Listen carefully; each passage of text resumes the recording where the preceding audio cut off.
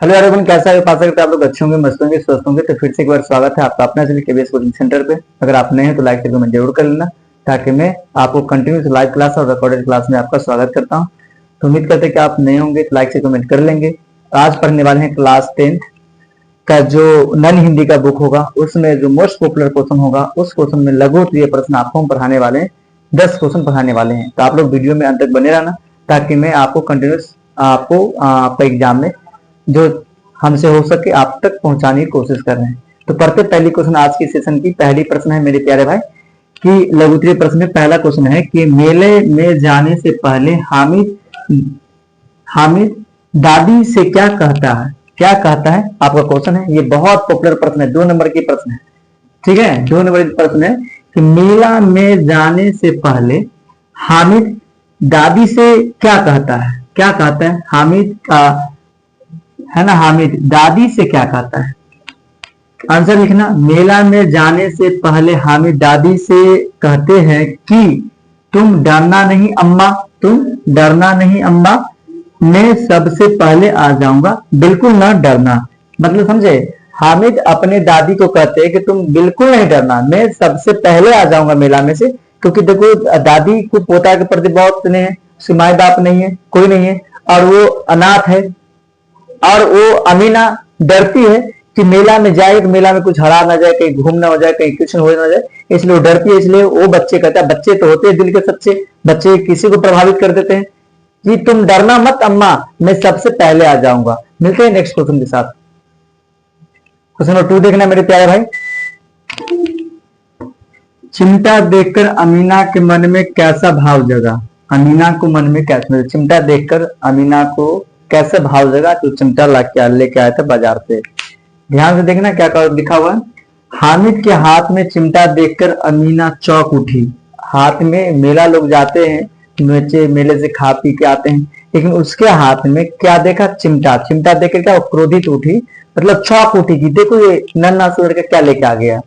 तो चौंक उठी। उसी की समझ में मतलब उसकी समझ में नहीं आई, किसको? अमीना को समझ में नहीं आई कि इतने बड़े मेले में इसे कोई और चीज नहीं मिली जो लोहे का चिमटा उठा लाया।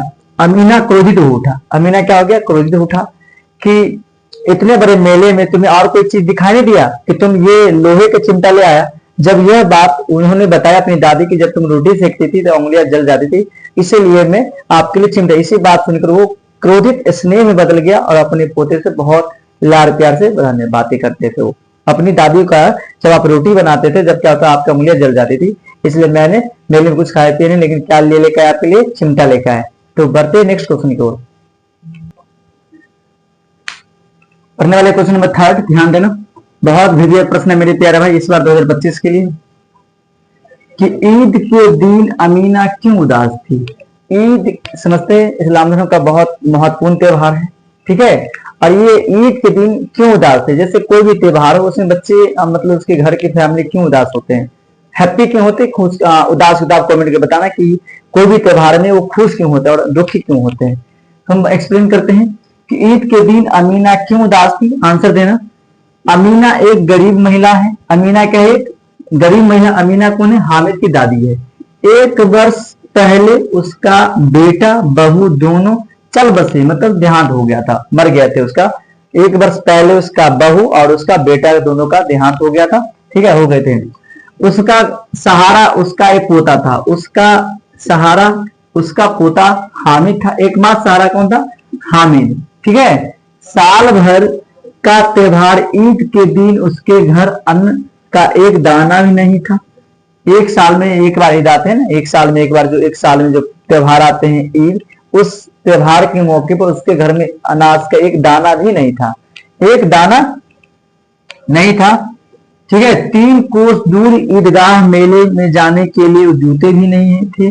इसी बदहाली के कारण अमीना ईद के दिन उदास थी। समझ में आ गया कि 1 साल पहले देखो, ये बहुत महत्वपूर्ण पर्व है इतिहास का, ईदगाह। ईद में ईदगाह के लोग जाते घूमने, दोनों डेथ कर गए थे। एक मात्र उसका सहारा एक पोता था, याद रखना। कंटिन्यूस उसके ईद के मौके पर उसके घर में एक फूटी कौड़ी, मतलब अनाज, ये कुछ पैसे वैसे नहीं थे। 3 कोस दूर उसका ईदगाह थे, जिसमें जाने के लिए उसके पांव में जूते नहीं थे, चप्पल भी नहीं थे, कुछ नहीं थे। बदहाल हालत था, कुछ था ही नहीं, माए बाप उसका पहले चले बसे थे। इसी के कारण अमीना अपने पोते को इस खुशी में कुछ न देने से दुख थे, उदास थे, ताकि मेरे पास तो कुछ है नहीं, मैं कैसे उस बच्चे को दूं ताकि वो मेले में जाकर वो अपने अच्छे से बने रहे। चलिए बढ़ते नेक्स्ट क्वेश्चन को। क्वेश्चन नंबर देखने वाले मेरे प्यारे भाई, क्वेश्चन नंबर 4।